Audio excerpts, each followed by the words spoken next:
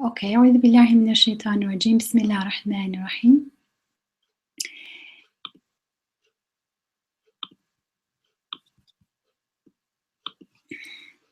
We'll start with a translation of the surah. It is from Muhammad Asad. It says, "Consider the fig and the olive, and Mount Sinai, and this land secure.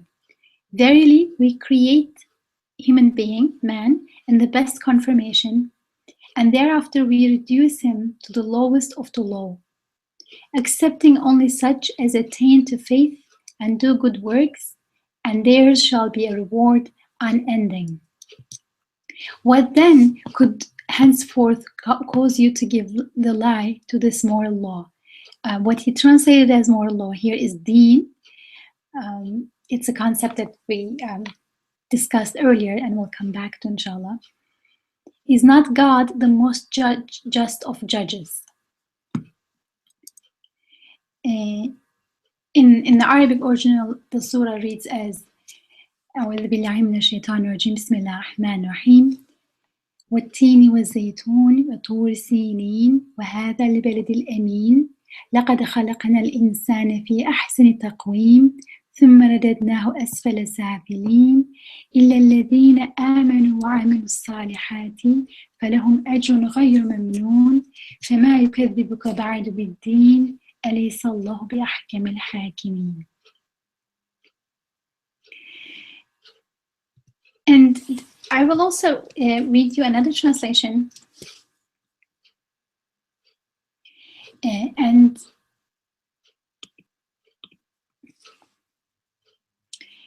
this is from Michael Salz. This is more closer to some of the kind of more common translations, but I will explain why I preferred some of the features of Asad's, the previous one. So this one reads as, by the fig and the olive, by Mount Sinai, by this ground inviolate. We created the human being in the highest station. Then we brought him down, lowest of the low, except those who keep faith and do right.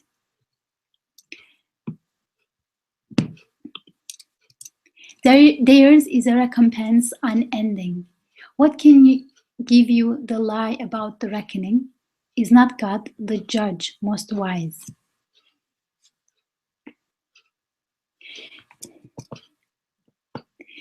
Here then, the surah starts with making reference to the fig and the olive, by the fig and the olive in many translations. And in the Asad translation, it starts with saying, consider the fig and the olive.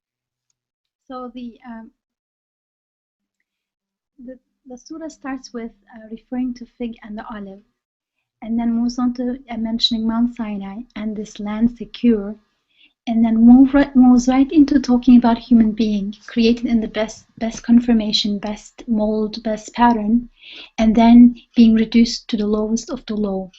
And then there's an exception: those who attain to faith and do good or do righteousness, and their reward is unending.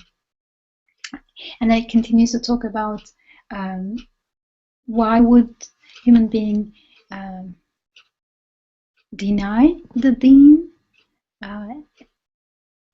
and also ends with saying that God is the most wise of all judges. He's the judge and the best judge. The whole surah then is about, in general, about human being and what it means to be human, and the two immense choices before us. And interestingly, it starts from the first verse with the fig and the olive. And one question to ask here is, why is there such a reference to the fig and olive? Why this oath, and why this particular food singled out? And how does this whole starting point, fig and olive, fit in with the rest of the surah that moves on to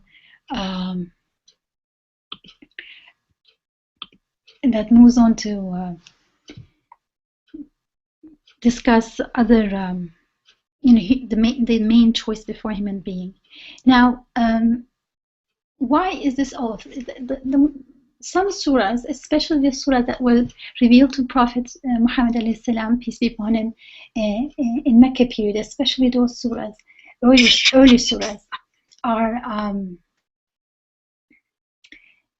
start with making reference to nature, different parts of nature. Some surahs start with night, or with the stars, with the morning. We have studied some of these surahs last Ramadan. And in this particular one, it's by saying, by calling us, starting with fig and olive, it highlights that there's something in these things that can enable us to kind of stop and pause and lead us into understanding the immense choice before us. So I really like the way in which Muhammad Asad translates this: consider the fig and olive. By the fig and the olive, it could be a literal translation as well as an oath. But why is it starting with this oath? Because it really wants us to stop and consider these two creatures of God, these two fruits. And we may have different kind of discussions on why these particular fruits are singled out. Why not apple and orange? Why not something different? But and there's a point to that as well. Many people look at, when we look at fig, for instance, it's a very tiny, it has a very, very tiny seed. And then it grows out into this huge tree, and then bears many, many, many other fruits. And each fruit has immense amount of those seeds again. So it represents this kind of incredible abundance, and kind of invites us to think and pause. That little tiny seed, how is it developing into a kind of big tree? And then how is that tree kind of giving all these different fruits all over again, and so many seeds again? There is a secret there, and that is that secret. What I mean by secret is there's a kind of mystery there, and that mystery is not because we don't know fig. People have cultivated fig for a long time, especially in the Mediterranean area. But it's not mysterious in that sense, but it is amazing, and it calls us to recognize that there's someone behind in this life and nutrition and taste bursting out of this little tiny seed. That makes us kind of recognize that these things in nature, not just fig, but everything, from the solar system to the bacteria in the soil, everything together, these things are not happening by themselves, just like randomly or just kind of somehow they're happening. But there is someone behind this who's kind of powerful and generous behind all this. And olive brings in the same reflection as well, just another example of the same thing. And again, olive, like fig, is known to be a kind of very interesting fruit. It has lots of benefits like fig. Both of them has kind of immense amount of different nutrition benefits for human beings, kind of really surprising ones. And an olive has been at the center of human trade for a long time as well. You can eat the fruit, you can have oil of it, olive oil, very important for human life. For a long time, people also used olive oil for lighting. So it is, and again, it is, even its leaves, both fig and olive leaves, even they are kind of used medicinal and helpful. So again, you look at something coming out of mud and kind of being a means for such sustenance. It can't be from itself. And so the Quran, as we have seen in our Quran studies earlier with Sister Yamina, repeatedly, that the Quran is opening us up to seeing the world in a true light, and not kind of pass by things because we saw them many times, but really kind of go underneath and realize that all of these things are happening so well, so abundantly, so regularly. They aren't happening haphazardly or just like that on their own. There's someone behind all this. So how does this kind of entry fit in with the rest? It actually fits very beautifully, because the verse is about to talk to us in the coming the surah is about to talk to us about the major choice of being human and how we can be highest of the high or lowest of the low, in order to kind of encourage us towards the kind of ascent path, towards the kind of rising up to the highest of the high path. It starts with something so tangible and accessible to us, and saying, look, you see all around you these wonders in creation, so make the right choice. You know, follow the path that would lead you to the one behind all this, and don't turn away and kind of bring yourself low. So in this way, you know, this is a very kind of beautiful entry into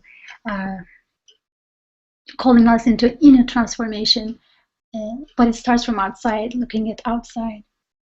The next verses talk about the Mount Sinai and the secure land, this land secure, and that reminds us of the prophethood, the prophets. Why? Because Mount Sinai immediately brings to mind Moses, a prophet that's mentioned the most in the Quran, and he really represents a human being addressed by the divine, by God, and in many different ways. So, you know, Prophet Moses and his taking the revelation in Mount Sinai has been transformative for them, and not just those people, but it is an example of how human being can be and completely transformed by hearing the divine word. So, and then by this ground secure, many people interpret that as referring to Mecca, because that this immediacy is seen to be making reference to Muhammad, Prophet Muhammad's city, and that city is not just important for Prophet Muhammad, but because it's where the revelation is coming down. The final revelation is also important in that sense. So after having kind of talked about natural science, revelation of God in nature, the text, the Quran, our Creator, kind of brings us to remembrance of the prophets, the fact that He granted revelations throughout time to different prophets, and we believe in all of them, peace be upon them. And then, what did these prophets bring? What is so important about this revelation? And it's the kind of the next passages coming in, really bringing it at the heart level. What difference does the revelation make? It's a radical difference. It completely changes the way we see ourselves and we see the world. The way we are in the world, it completely changes. What does that revelation do? So it's very important to really highlight that radicalness, radical change, or at least possibility of radical change through revelation, through God's message, because otherwise we may be missing, as if the revelation is saying something that we already know. And this was emphasized in previous receiving or study as well, that the Quran is not telling us something that we are already aware of through other faculties that God gave us. You know, the Quran doesn't tell you, you know, the sun is shining up there. I mean, everybody knows this. You know, God gave us eyes and we know it. But it does talk about the sun and the moon and the world around us in a way that we wouldn't be able to recognize ourselves. And in a way that makes a radical difference in the way we see the world, in the way we are in the world. So what is that? And then this is the heart of the surah in a way. Can I ask a question? Oh, yes. So, I mean, so usually when I read the Quran, I would read it without any reference to history. So I would think about the fig, and then, you know, tasty, and the leaf, one is salty, one is sweet. And then I would kind of start and going from there, and then I wouldn't really know what to do with Mount Sinai because I never saw that. And so on. So obviously here that's really a little difficult to go there with my approach. So when I read these footnotes, and they say that something which is like not really exactly what you are saying, so, but they say that, so the first is it represents a line of religion, and that's my question. So should I read this as usual? So usual my reading is, you know, I just, if there's a picture, if there's an image, given, then I try to kind of be a little bit with it. But should I do it this way, or is it here really this piece more about history? That's a good question, Andrea. You know, anything in the Quran, even if it's a reference to history, the point is not about history. The point is to bring us to seeing our Creator in our lives and to connect with Him. So, you know, just as fig is not about fig's health benefits, even though fig is very healthy, you know, very beneficial health-wise and so on. When it says the fig on the olive, it's not talking about them, as you know, in a way a nutrition health book would talk about them. It's talking about them as signs. So for Mount Sinai, again, it is easy to know from just other passages in the Quran. You don't have to know history, but other passages in the Quran. It's very famous by this time. And even for the first recipients of the Quran, it's a very famous place, Mount Sinai. So, but then you can, so with that just reference, it is referencing something famous in history, but it's not talking about it to give us history. It's talking about us, talking about it to remind us the gift of revelation and how crucial it is through Moses, and then the same for the next one. And you're right that some interpreters, like I said, they would also start with Mount Sinai because that's more accessible to them, and they would go back to the fig and olive and read it symbolically. They would say fig and olive represent Jesus, peace be upon him, and other prophets.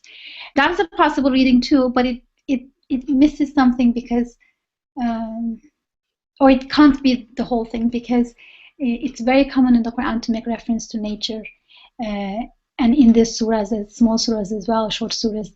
And absolutely, we should read fig and olive literally as well, to kind of as signs of God, reminding us to kind of. Thank you, that Is that okay?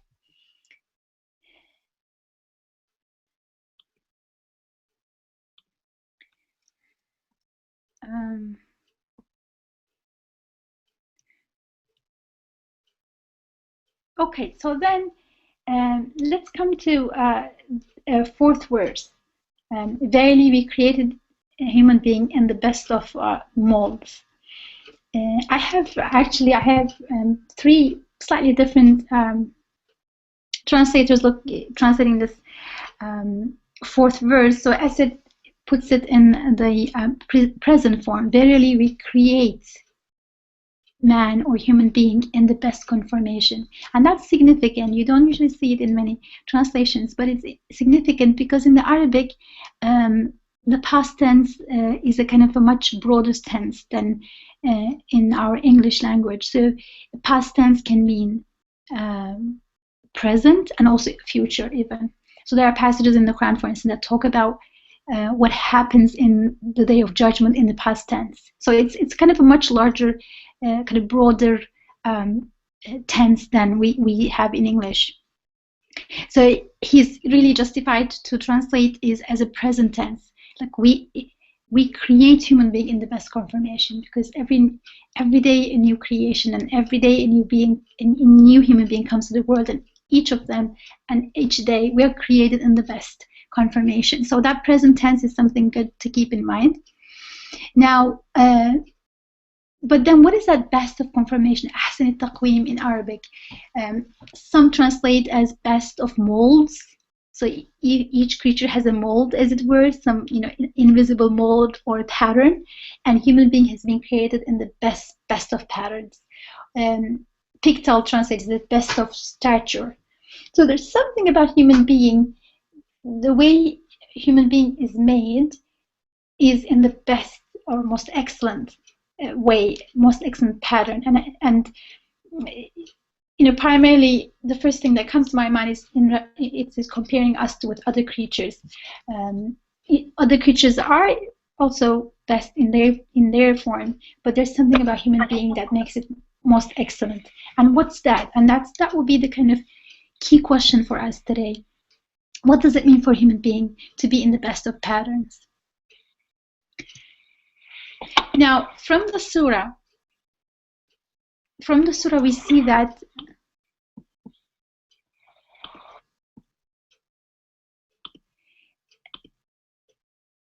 the best pattern is that which distinguishes us from others. And it's something on account which we are tested. Why? Because it talks about two choices immediately after talking about this best excellent pattern. So if we are made in the best excellent pattern, and then immediately it's followed by this reference to lowest of the low or staying in your best pattern, then it means this best pattern is that which can be used or not used or abused. So what, and then again, it brings us to the question: what is this? What is this best pattern, and how does it lead to the two different paths before it? How does what we do with it leads to completely two different roads, consequences? And then another important point here is that as we move on to this, the next verse, verse 6, it talks about exception, except those who believe and do good deeds. So we created human being in the best pattern, or the finest, most excellent state. And then verse 5 is saying, then we reduce him to the lowest of the low. And then we say, except those, and then the verse says, except those who believe and do good deeds.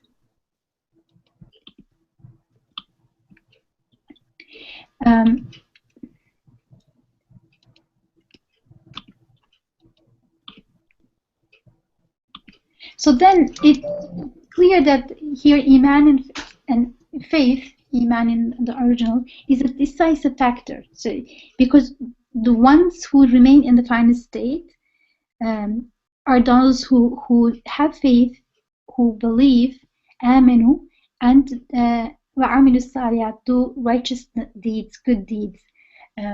So Iman becomes a key factor here that distinguishes us between going to the lowest of the low versus staying in the best of patterns. And the question for me here is, how is that so? How is that with faith there's this immense radical difference? Because at the end of the day, you can see that if I'm a believer today or not a believer tomorrow, nothing changes in terms of my makeup. I still have two eyes, one nose, legs, everything. I mean, I'm the same person. Even emotionally, I'm the same person. I get upset when something sad happens. I get happy when there is something successful and so on. So I don't seem to change at all. Like, I'm in the same pattern. What does that? It looks like I'm in the same pattern, or am I? How does faith become this key difference? That the text is the Quran, our Creator, is talking about. Now, in order to approach this question, we need to remember key Quranic principles that we noted before in our Receiving New study. And one key insight is that the Quran translates the signs in the world to us. So the whole universe, and not just outside, but in ourselves too. We have a universe within ourselves also. So in both the inner and outer world, let's say, there are signs, indications pointing to our Creator, and we don't know how to read them. We don't know how to recognize them until Quran translates them for us, teaches us how to read this. So this is one key thing about reading the Quran. Whatever it is there, it is going to help me see the ayat, the signs in nature, and in myself as well, everywhere. So then, if this verse is talking about human nature and our potential, and how our potential and our danger, and a major choice between two paths, and importance of faith in that, then it must be disclosing our reality for us. It must be showing signs of God to us. So with that in mind, let's come back to what it means to be human, and then try to see, in light of the Quran and other passages as well, how is it that faith makes a radical difference, or can make radical difference if we are conscious of it in our stature, in our state. Now, I've been taking. I've been looking at Bediüzzaman Said Nursi's text here in understanding this difference that faith makes, and just overall in preparing for tonight's session, I've been looking at his various interpretations of the Sura. So, what I'm sharing is kind of quite a bit based on his interpretation. Coming to human being and human nature, if we look at human nature, we see that human being is a deeply needy creature. And it's interesting because maybe this isn't number one thing that we think about when we think about being human, but human being is deeply needy, and we have endless wishes. How so? Like, unlike another animal, we have a deep desire for connecting with others, and also for beauty, and beauty in different forms, and eternity, endurance. And we find ourselves needing things not only just other animals need, but also needing things much deeper. We want to make sense of our lives. We want to understand the world around us. We are not just concerned about our well-being, but we're worried about other people's well-being, even other creatures' well-being. We have this kind of immense need for a lot of things. So we're deeply needy. Now, this is human situation, and how could we look at this and see faith making a radical difference in the way we live this human situation? And Imam Nursi here, he talks about two choices in response to this situation. He says, one is to say, wait a second, I have so many needs and so many wishes that kind of stretch to eternity. I don't want just some happy life. I want endless happiness, and I don't want it just for myself. I want it for so many others, and I have so many needs, but I can't really control anything. I can't control my own life or emotions, let alone my death or eternity. Like, I'm overwhelmed, but I do have all these needs, and so one way to look at this, okay, I have all these needs, and I can only turn to someone who has control over all this and can meet all my needs, who has this kind of endless treasure, endless richness, endless generosity to take care of my needs. Okay, that's one way, and that's the path that leads to highest of the high, because then I see my neediness as a mirror to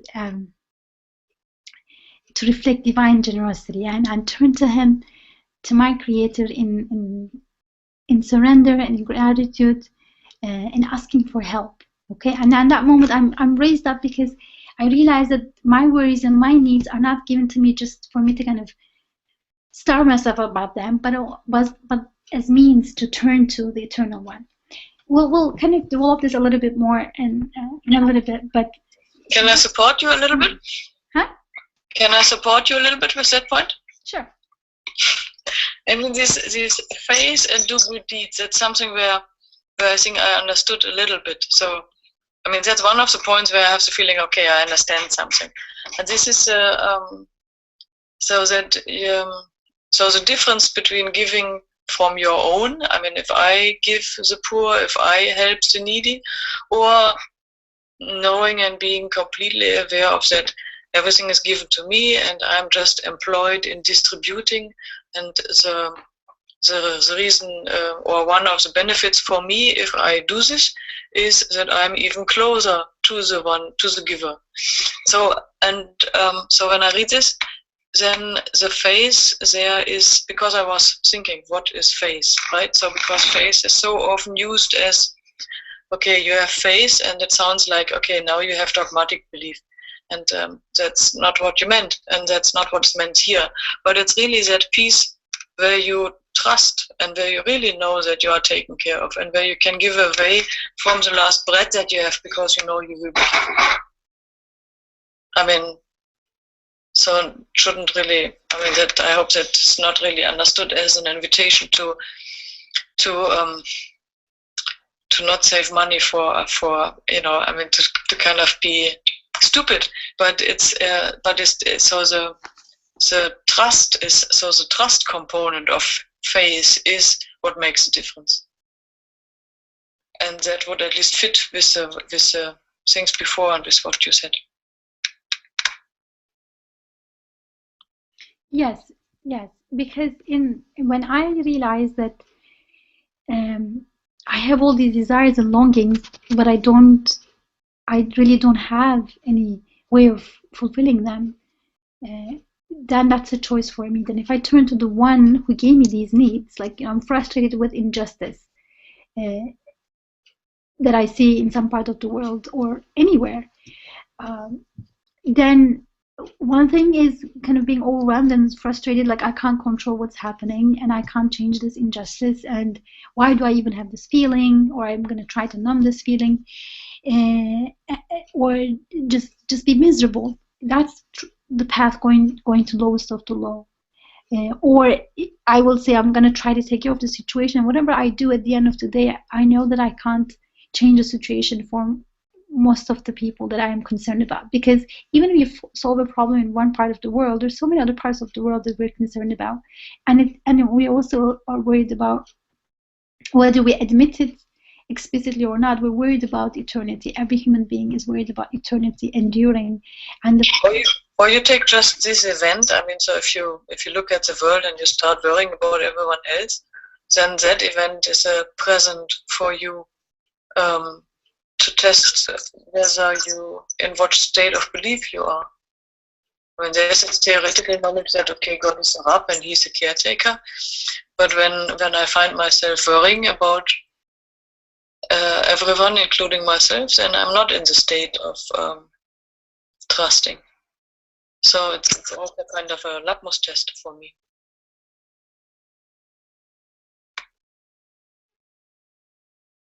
Yeah. So that worrying itself, that neediness, that worrying, is a sign as well that whoever gave me this worry cares about these injustices and gave me this capacity to connect, because I can reflect in my mirror his concern for others, and I can also reflect in my mirror my realization of his immense justice, because he gave me this immense yearning for justice, and he makes me work for it. That means that he is the source of all justice, and this isn't the end. Even somebody dies in an unjust situation, it isn't the end. It can't be. I know this, right? Because of the what I see in me doesn't settle with this. What I see in me doesn't say, okay, well, we worked hard, but we couldn't save that person. That's fine. He's trashed and he's nothing now. He was oppressed and he just died. Like something inside me doesn't settle with this, and that is a sign.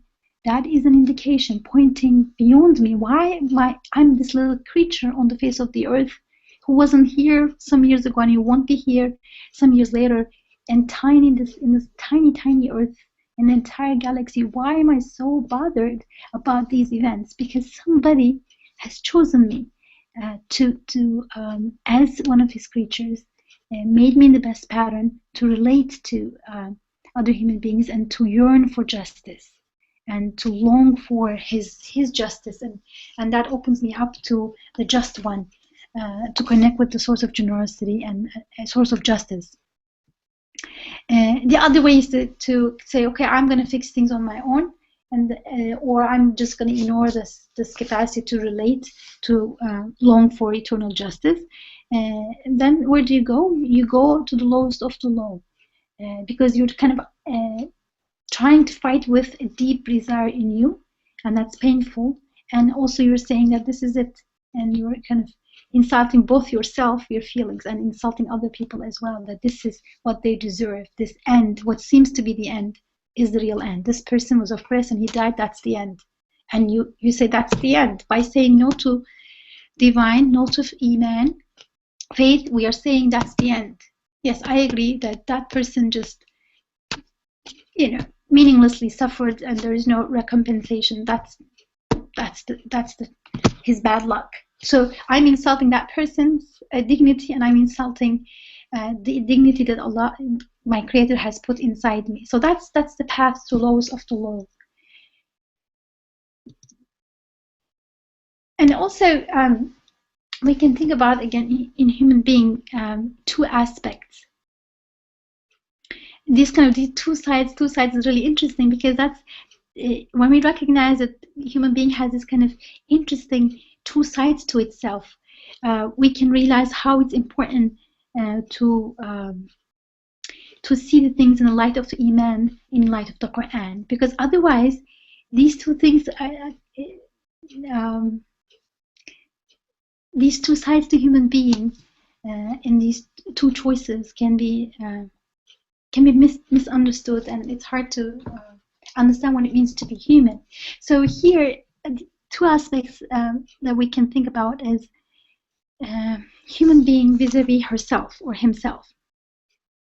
And it's about me. That's one way of looking at the world. Okay, so number one is, I say, okay, it's all about me and my survival and this world. Okay, there's only this finite world that I'm in, and that's it. And it's all about me and furthering me. Is there an echo? Does everybody hear an echo? She said when I speak. Oh, okay, sorry.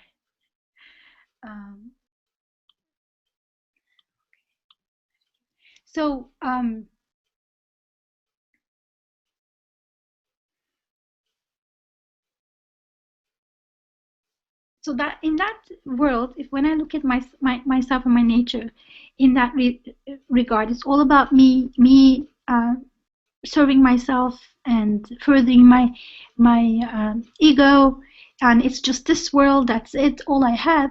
What I'm doing is, in that regard, I'm actually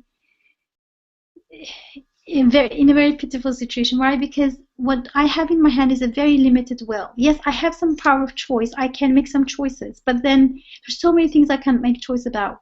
I can't make choice about my family, where I was born, or whether the things will work out this way or that way. I have very, very limited will, and let alone controlling other people or other parts of the world. That I have no control. I just have tiny limited will on making some kind of choices in my life. And then I also have a very fleeting life. It's passing. By the time you settle, it's time to go. And many times we go before you even feel settled. Time is up. It's a very fleeting life, and then our body is fragile. It's very fragile. Viruses, sicknesses, accidents, old age. Just we have this decaying and fragile body. So if we choose to say no to faith, then we are making ourselves stuck in this aspect of being human. Because as human beings, we're given certain capacities of choice, a little bit power, and a transient life. So if I don't open myself up to the one who gave me all this, if I'm stuck with insisting that it's all about me and my kind of petty goals in this, just pertaining just to this life, then I'm just stuck in this darkness. And it's sad. It's really sad. So lowest of the low is not just an external criteria that somebody applies to us, right? And that's very important for me in approaching the Quran. When the Quran is saying, if you say no to faith, you're lowest of the low, it's not just saying in God's eyes you fail the test. It's also saying that has a tangible, real consequence in human being, because the one who speaks in the Quran is the one who creates nature every day. So if he's saying that this path is going into kind of lowest of the low, that path is going lowest of the low. It's not just an external criteria. It's really going to the lowest of the low. And in this case, I am going to the lowest of the low. If I say the life is about, you know, surviving and kind of meeting certain worldly goals, worldly goals, meaning just focusing on this life, or just as this life, transient life, with no opening to anything further, then I'm stuck. It's so dark because I have so many desires, but I have so little power and will. I have a passing life, even when I get successful in the ways I wanted to. It's fleeting, and my body is fragile. However much I take care of it, it's kind of falling apart. It can fall apart in a second, and it is falling apart slowly if I am blessed enough to live long. So it's stuck. That goes the lowest of the low. But then, yes. Is there an echo, or because I switched back to the cell phone, or is that echo gone? I hope it's gone. So the state of lowest of the low, to me, is that moment when I don't have that trust. I mean, I'm either in the state of I trust God, and I know He is there and He takes care of me, or I don't. And if not, then I'm in a depression and I'm devastated and I'm scared and I'm worried and I regret and I'm in all these kind of crazy states. So this is the state, I mean, not just to me, I mean, that's kind of what you're saying, but that's a very tangible experience. So when I'm in the state of lowest of the low, then I just don't have that. And then the question is, how do I get to the phase? And that is not something, I mean, that is not something that that is just a decision, because if it would be just a decision, then it would be dogmatic belief. So it has to be something that is a result of thinking, listening to yourself, observing, and all that kind of stuff. So let me know when you think I'm talking too much. Mm-hmm. Okay. So that aspect, we were talking about two aspects. Is actually, I think, partly already present in what you're saying, that it's actually two sides of the same coin. So on one hand, we're so limited, but if we focus on, if we focus away from our Creator and faith, then we get stuck in this and going towards lowest of the low. But then, if we look at it from the perspective of, if we look at human nature from the perspective of our worship of God and our eternal life, then actually we have this incredible asset, because human being, of all animals, of all living beings, human beings have a comprehensive faculty of neediness and vulnerability. And we might think, like, how is that related to something good? But it's actually because of our vulnerability, because of our neediness and sensitivity, that we are able to relate to God's beautiful names, to His justice and His compassion and His generosity and His power, because we feel we have the capacity, the comprehensive capacity, to want and need limitless things, right? If I'm just a cat, then I also have, my needs, but then I don't have this kind of comprehensive neediness and vulnerability. I don't worry about the cats on the other side of the town, or how about the dolphins, going extinct. Like, I don't worry about any of that. I'm a cat. I take care of my young. Even my young, I care about them for like 2 months or whatever, maybe a couple of weeks, and then they're gone, and I'm free. So I eat and drink and chase my prey, and that's my creaturely way of worshiping God, and that's as an animal, that's enough. But human being has this incredible neediness and vulnerability that enables him to notice divine beauty in different ways, because you need it in different ways. I don't just need my room to be tidy. I want beauty in it. I don't want just my room to be tidy and beautiful, but I want the street that I walk in not to have trash. I want inner beauty. I want beauty in friendships, in relationships. I crave for so many different things that an animal wouldn't have cared about, and that is my asset. Well, if I can see it as given to me intentionally for a purpose. If I deny that, then I'm stuck. I have all these needs and I'm just stuck. It just gives me pain. And Imam Nursi gives a parable of two servants, and in his 23rd word, the second section of 23rd word. And this is the parable of two servants that might kind of make it easier for us to understand the Quranic emphasis on two different paths before us. So this is the parable of a master who has two servants. To one servant, he gives 10 gold coins. And he tells him, go get yourself a nice dress. And then to another servant, he gives 1,000 gold coins. And then he also gives him a note and puts it into his pocket, a note. So the first servant, who was given 10 gold coins, he goes out to the market and he buys himself a very fine suit, very fine clothing, comes back, done a good deal. The other servant acts foolishly. He looks at the other servant, the first servant, and says, well, he went ahead and bought a suit, so I'm going to go and do the same, because I'm going to follow what he did. He did that. So he goes into a shop and gives 1,000 gold coins and asks the shopkeeper to give him a nice suit. And the shopkeeper looks at this guy, like, what? He's giving 1,000 gold coins for a suit? He doesn't know what he's looking for. He gives him the worst of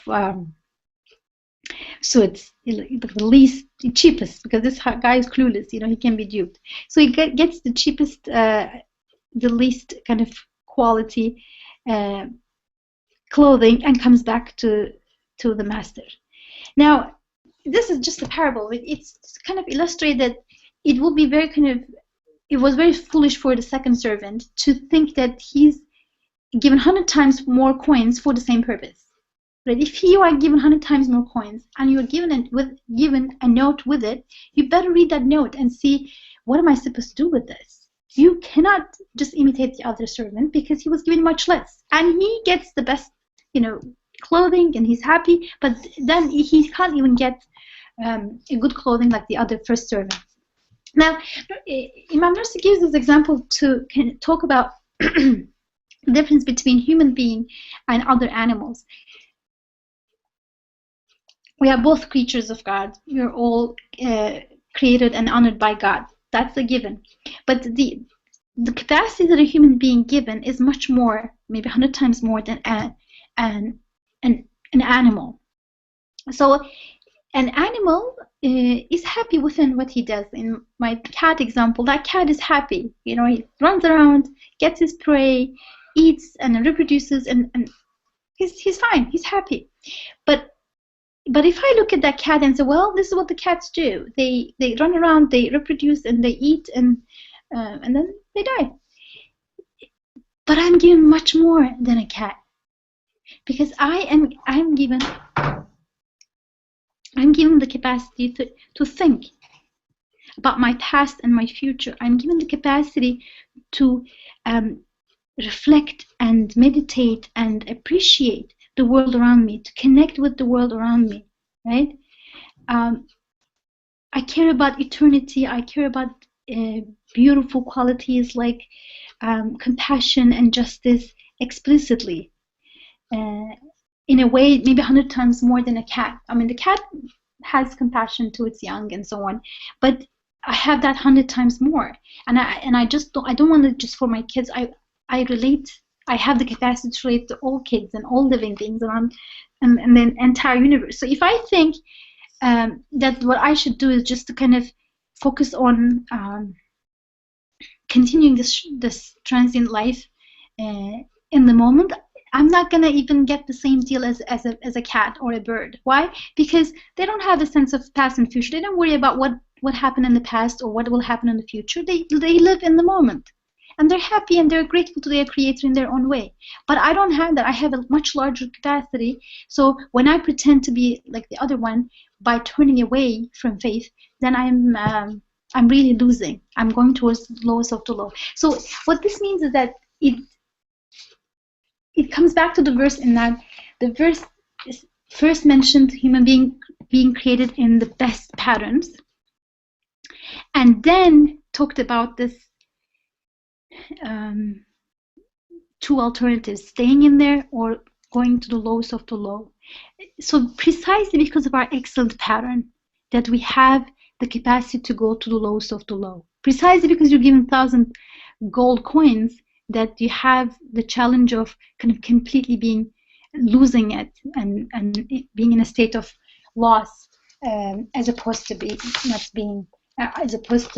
succeeding in the task.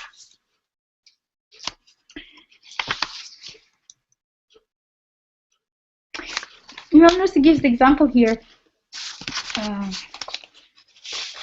from human senses, and I want to read this quote out loud. This is an example that he gives to contrast human being with other animals, and to highlight the best pattern in which human beings have been created. For example, consider faculties and members like human eyes, which can discern all the degrees of beauty, and his sense of taste, which can distinguish all the varieties of particular tastes of foods, and his mind, which can penetrate to all the subtlest points of reality, and his heart, which yearns for every sort of perfection. And then consider the extremely simple members of the animals, which have developed only 1 or 2 degrees. So how human beings have these capacities in a comprehensive, from the way we see, from the way we can relate and discern beauty.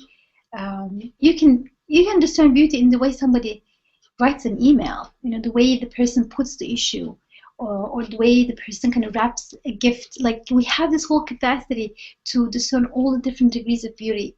And our sense of taste, human being has the largest range of taste, actually, compared to other animals. We can't taste everything that other animals taste, but we have the largest kind of spectrum. And it can't be just for filling your stomach. We have the capacity to appreciate beauty. And if we realize that this is because we are made to see divine beauty and be grateful, then it makes perfect sense, because the food, whatever you eat, it's gonna perish, and if you eat too much, you're gonna get those extra pounds that you don't want. So at the end of the day, it's not about eating the food or not. That's, everybody can eat that, right? I mean, animals eat too, but human being, why do we have that capacity to enjoy food in so many different ways? Because it can be a means to relating to our generous creator, in the way he's providing for us. We can appreciate it in a deeper way. And our mind, like, we can appreciate meaning, we can appreciate subtle points about reality, and our heart yearns for every sort of perfection, right? You want compassion, you want justice, you want healing, right? And you worry about not just for yourself but for others as well. I was talking to somebody as I was trying to prepare for today, and the parable that the person gave was very interesting.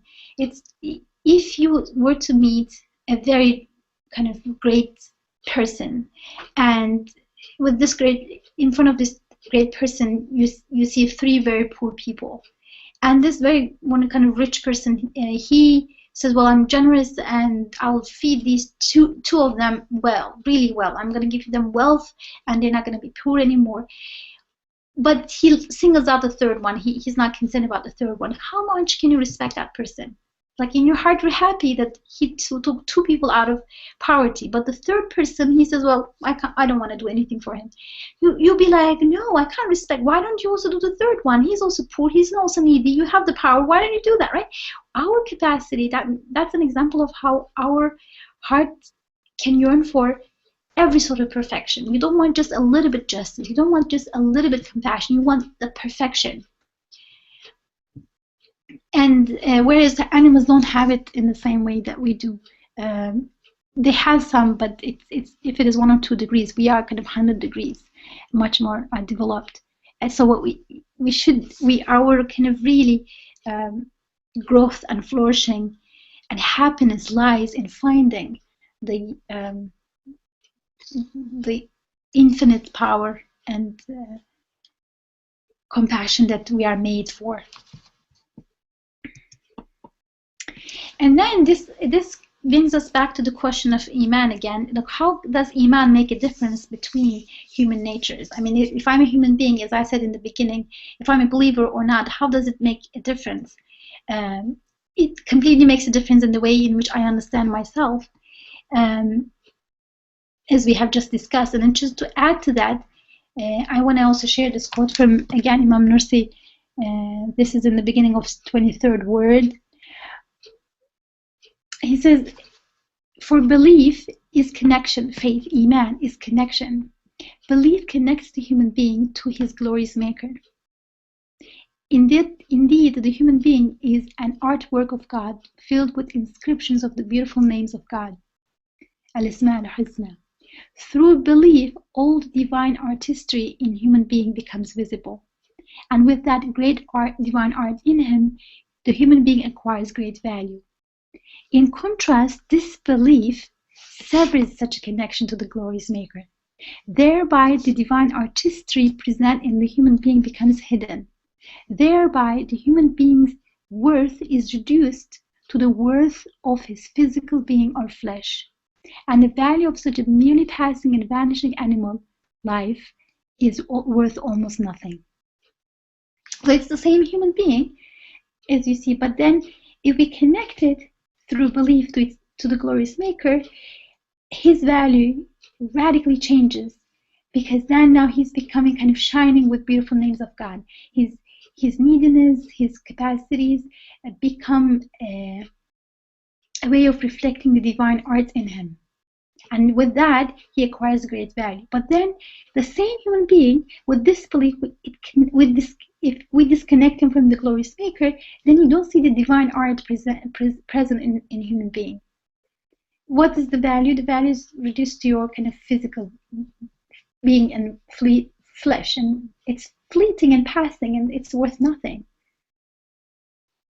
A parable he gives to explain this is the parable of an artwork. Let's say it's a great artist like Picasso's painting, and if you take it to an art shop, an antique art shop, when they look at that painting, you're like, wow, this is Picasso, this is, well, wonderful, antique, and that's, whoa, look at the strokes, and oh, it's amazing, this kind of a wonderful piece from Picasso. We're going to give you millions of dollars, just sell it to us, right? If you take the same painting and take it to the scrap dealer, who don't look at the art, don't look at the artist, they just look at the scrap. What is this made of? They look at this, well, it's kind of an old wood. We'll just give you $1 for this, maybe 50 cents. It's not the best wood, right? It's just looking at its material aspect. It's not looking at that this is a work of art. So exactly same thing. In one perspective, highest of the high. In the other perspective, lowest of the low. It's the same painting.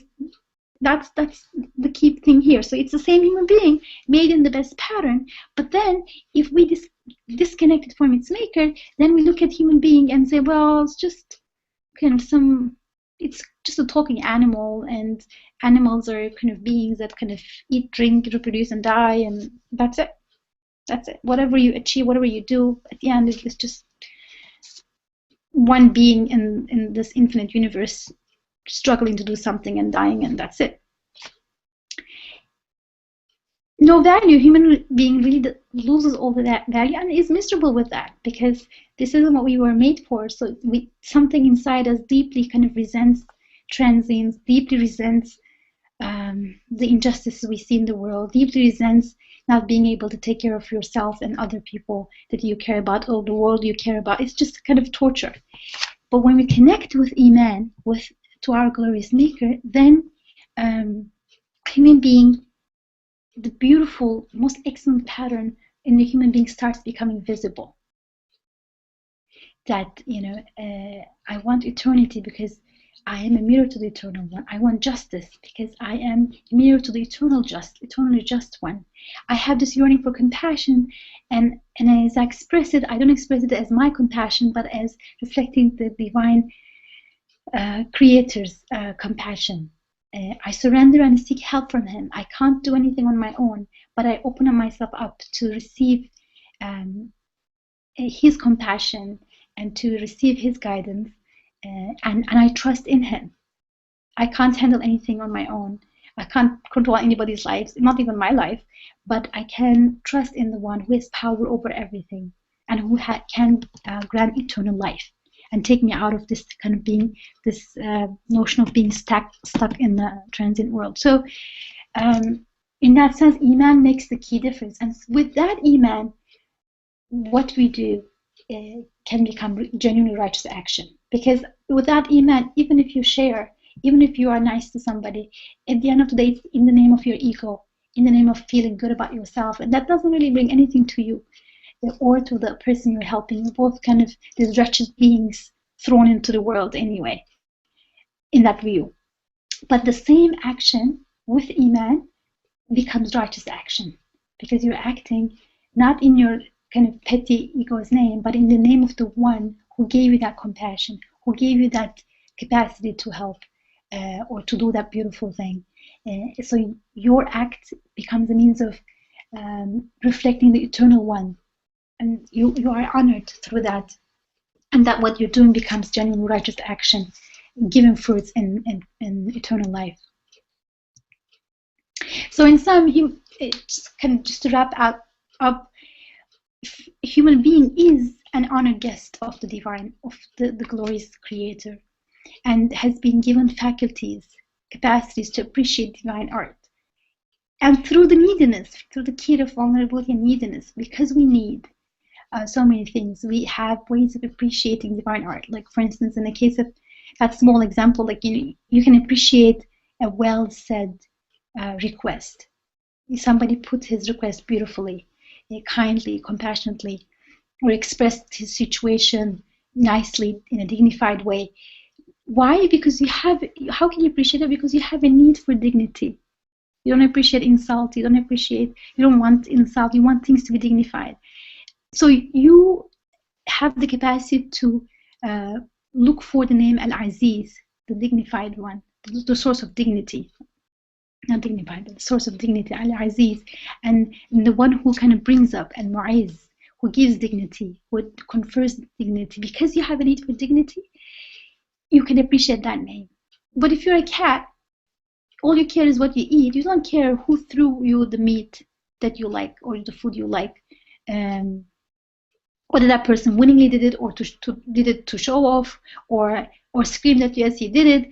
You eat your food, right? But a human being has a need not just for the food, but also the dignity.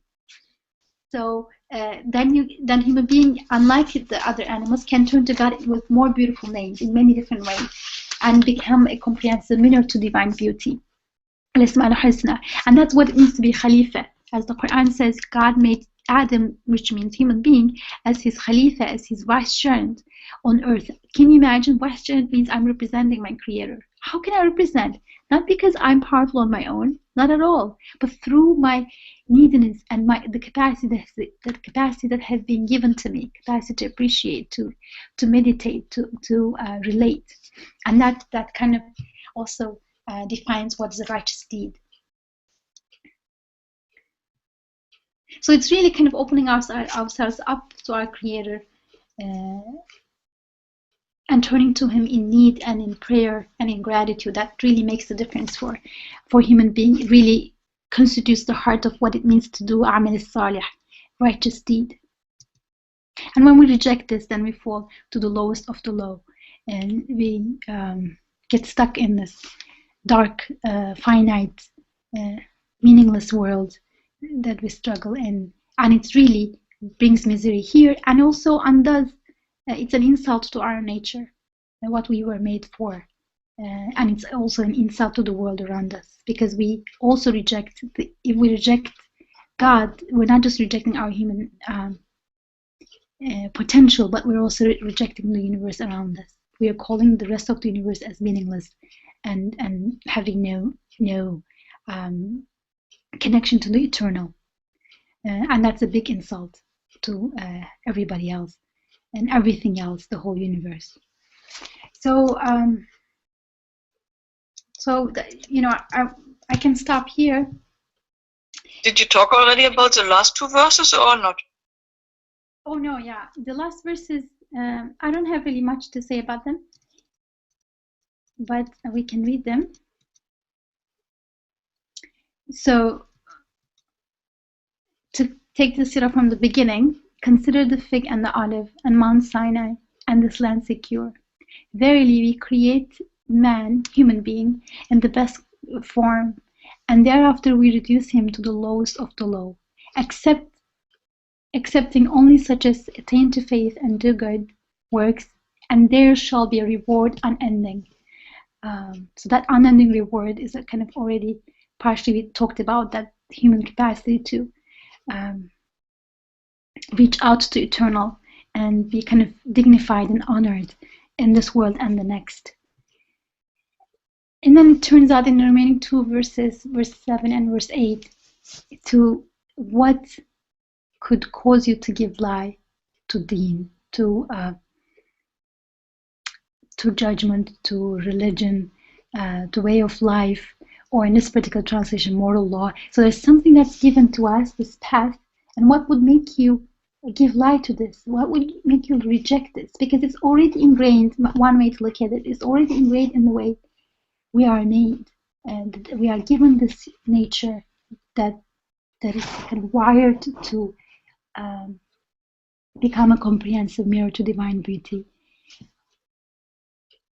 And if we reject it, then we fall into misery. So why would we reject it then?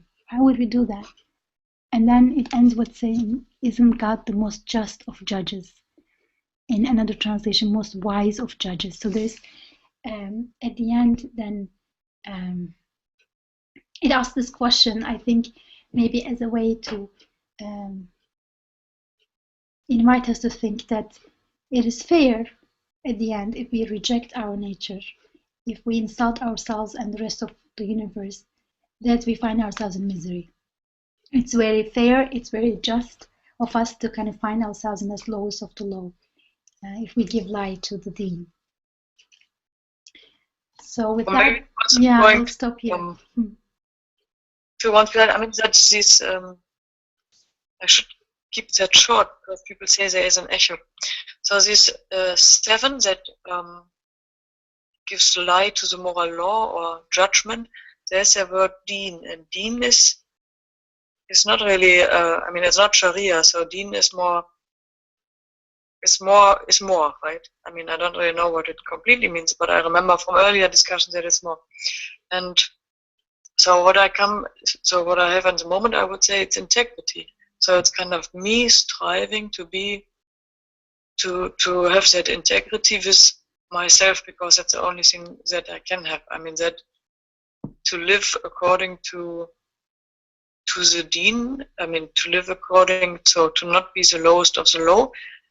The only way I can get there is trying to live an integrable life, a life where I know what I'm doing is what I'm expected to, so what matches me. And then the next verse, I mean, I'm only kind of trying to contribute with what what I kind of get from the verses.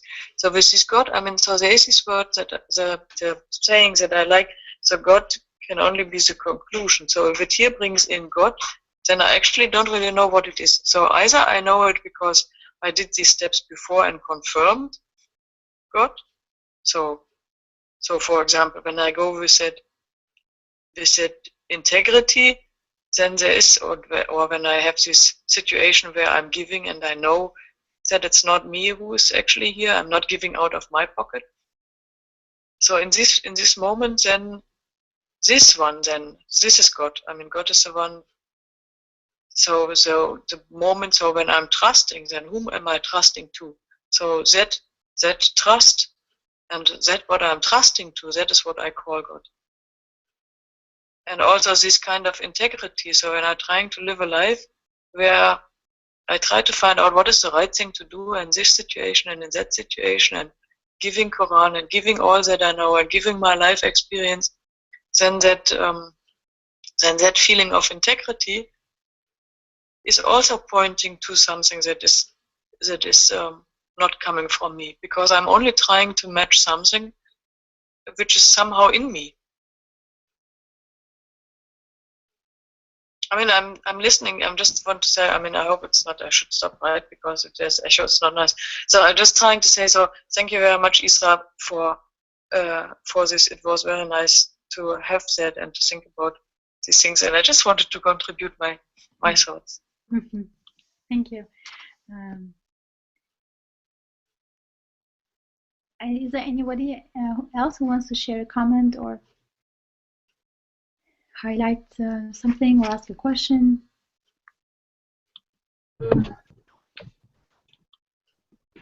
I think it was a very successful lesson. I never look at the fig and the olive in this perspective. I would like to convey my thanks to you.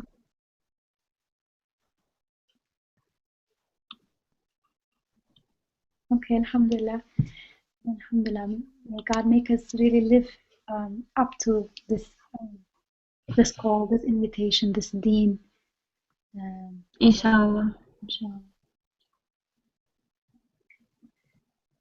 Are there anyone else? Is there anyone else? Okay, so inshallah we can stop here, and